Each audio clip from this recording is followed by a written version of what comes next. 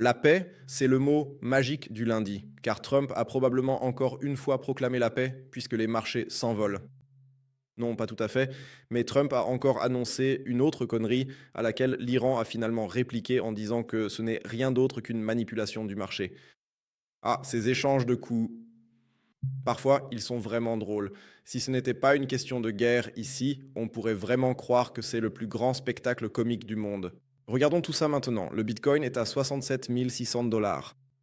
Cette nuit encore, la liquidité a été joliment prise en bas, exactement comme nous en avons parlé hier en direct, sous les 65 000, puis tout de suite une remontée. Je peux déjà vous le dire maintenant, la mèche va être récupérée. Je sais, c'est une phrase que vous entendez encore et encore sur ma chaîne, mais c'est comme ça. Les mèches sont récupérées, surtout une comme celle-ci pendant la session asiatique avec si peu de volume, ce qui conduit déjà ici à une hausse des cours.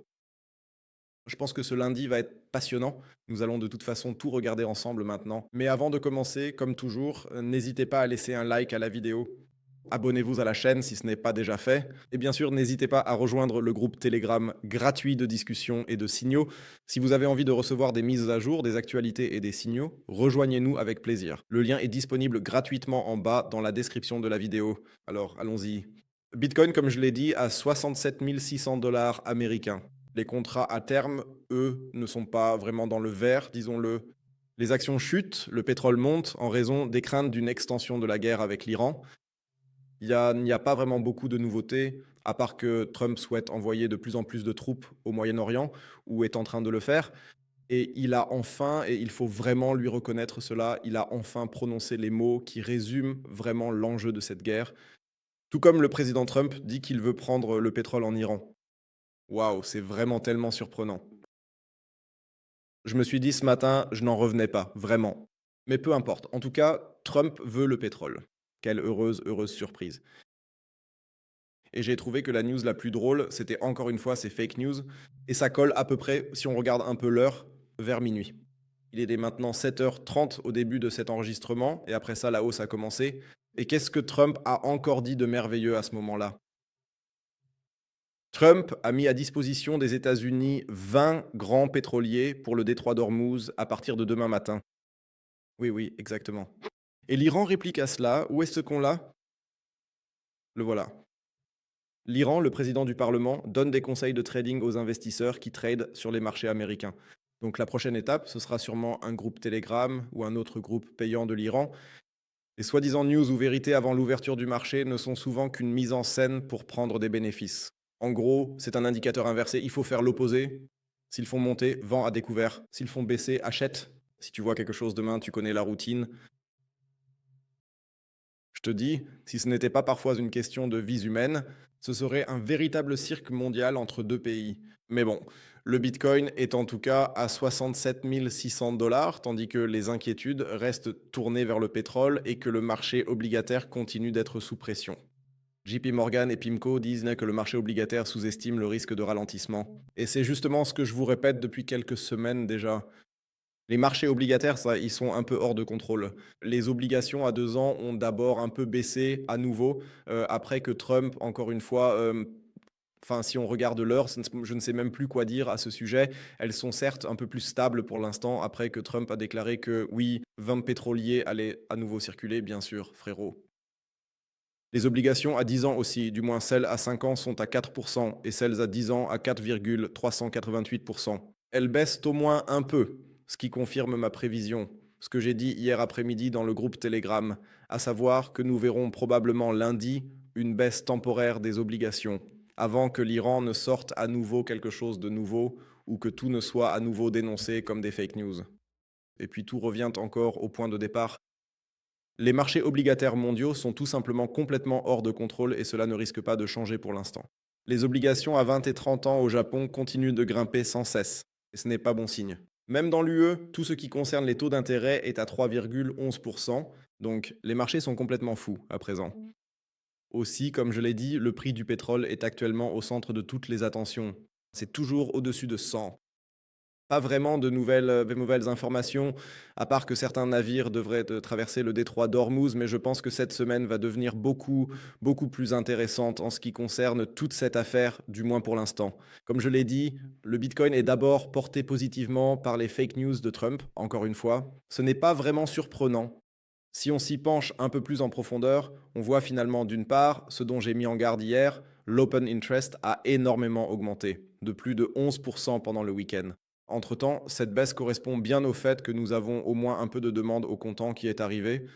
Le volume reste néanmoins très très faible.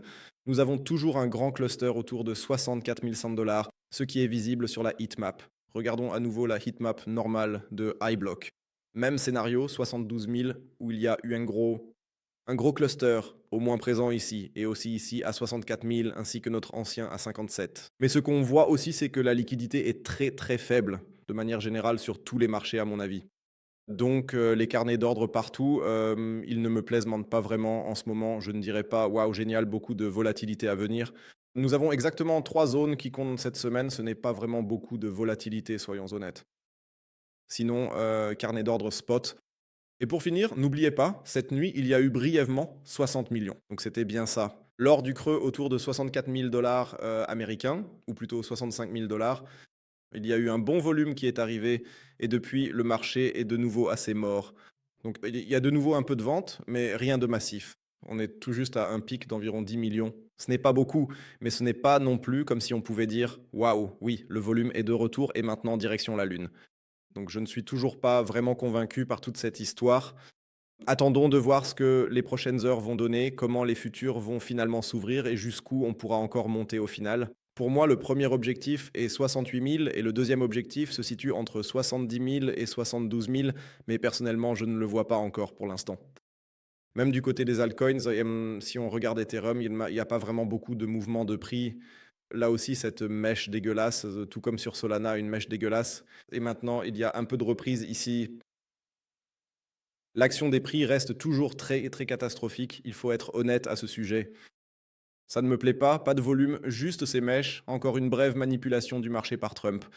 D'un point de vue technique, rien n'a changé, ou plutôt, il faut dire qu'au niveau global, rien n'a changé. Les prix du pétrole restent élevés, le détroit d'Ormuz est fermé, et il y a plus d'escalade avec davantage de troupes au sol là-bas. Les marchés obligataires ont certes légèrement baissé, mais ce n'est pas ce qui est déterminant ici au final, tandis que le carry trade pourrait maintenant aussi... Cela va devenir un sujet un peu plus intéressant cette semaine. Avant que nous nous concentrions maintenant sur les marchés forex, ou plutôt sur l'or, l'argent, le forex et bien sûr aussi sur les marchés boursiers, encore une fois, ce rappel pour vous.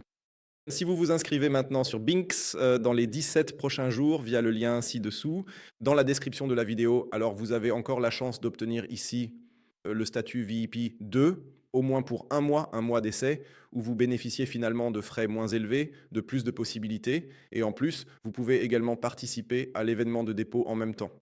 Si par exemple vous déposez 2000 USDT, vous recevrez un bon de 300 dollars supplémentaires que vous pourrez utiliser pour différentes choses ou bien pour augmenter un peu votre capital.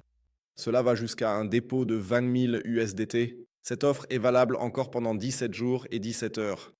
N'hésitez donc pas à vous inscrire via le lien ci-dessous dans la description de la vidéo ou bien dans la section des commentaires. Bon, passons alors. À quoi ça ressemble là-bas? 4 500 dollars. Gold se considère comme... L'ambiance générale est relativement bonne. J'ai mentionné hier, lors de mon stream, un point qui m'a un peu surpris, nous pouvons le préciser ici, c'est que la probabilité d'une augmentation des raids en avril n'est plus que de 3,6%. Honnêtement, ça me paraît un peu suspect, aussi pour juin et juillet. Aucune idée pourquoi tout cela a soudainement chuté comme ça. C'est très surprenant à mon avis. Et soudain, il y a aussi une chance en septembre que nous ayons une baisse des taux. Je ne sais pas ce qui a changé ces derniers jours. Je n'ai trouvé aucune actualité à ce sujet, mais tant que les marchés obligataires restent aussi élevés, pour moi, c'est complètement absurde. Tant que les marchés obligataires ne s'effondrent pas complètement, une hausse des taux elle reste parfaitement acceptable pour moi, notamment en raison de l'inflation, etc. BP. Et les prix du pétrole restent élevés. Je trouve ça un peu suspect, mais bon, l'or en profite pour le moment et son cours remonte, tout comme celui de l'argent. Pour l'instant, ça monte. Comme je l'ai déjà dit, ceux qui sont encore en position longue depuis cette zone verte ici en bas, prenez vos profits. Personnellement, je ne le suis toujours pas. Passons à la suite. Allons sur les marchés Forex, commençons par le dollar américain qui est aussi au-dessus de 100, ce qui n'est pas forcément un bon signe pour les marchés actions, car cela signifie que de plus en plus d'actions sont vendues. De toute façon, nous entrons lentement mais sûrement dans la zone d'intervention. À propos du Japon, le Japon a comblé l'inefficience, ou plutôt le yen a enfin comblé l'inefficience ici en bas. Nous sommes même descendus un peu plus bas.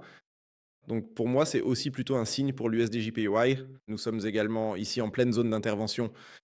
Ce sera le prochain grand sujet dans les semaines à venir, surtout parce que je crois dans 2 semaines et demie, nous aurons alors la décision sur les taux, également au Japon. Ensuite, les marchés traditionnels. Cela va être très très intéressant aujourd'hui.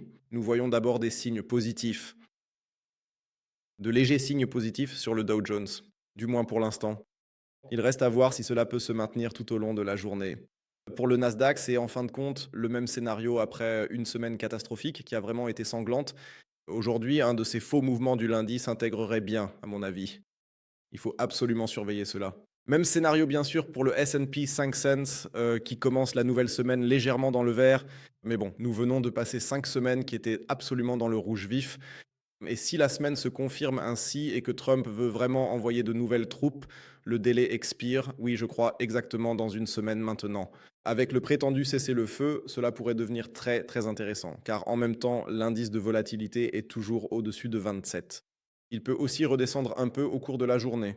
Et donc, même si les marchés se calment un peu maintenant, pour moi, la tendance reste clairement à la hausse et il n'y a absolument aucun signe d'apaisement. Et je ne pense pas non plus que cela va forcément changer. Ce à quoi je ferai absolument attention cette semaine, c'est Nvidia. Il faut vraiment regarder de très près l'action, observer précisément comment elle évolue, c'est-à-dire si nous repassons au-dessus de notre support ou si ce n'est qu'un nouveau test négatif. Il faut absolument y prêter attention, car Nvidia reste pour moi le véritable moteur en ce qui concerne les marchés boursiers mondiaux, ou plus précisément les marchés américains, pour atteindre nos éventuels objectifs de baisse. Il suffit simplement de garder un œil dessus. Sinon, oui, les obligations d'État, il faut absolument les garder à l'œil. C'est pour moi toujours un point important. Premièrement, elles sont bien trop élevées pour les États-Unis et pour Trump. Toute manipulation du marché ne m'étonnerait absolument pas ici. Et bien sûr, il faut aussi surveiller le dollar américain en même temps. C'est tout pour moi. Nous nous retrouverons demain avec une nouvelle vidéo de mise à jour. Sinon, je serais ravi si vous laissiez un j'aime sur la vidéo et si vous vous abonniez à la chaîne. Et oui, nous nous reparlerons certainement demain. Je vous souhaite un bon début de semaine. Échangez-le en toute sécurité. Il est absolument essentiel pour moi d'avoir un ordre stop loss. Et nous nous reparlerons demain. D'ici là, ciao ciao et comme toujours, restez creepy.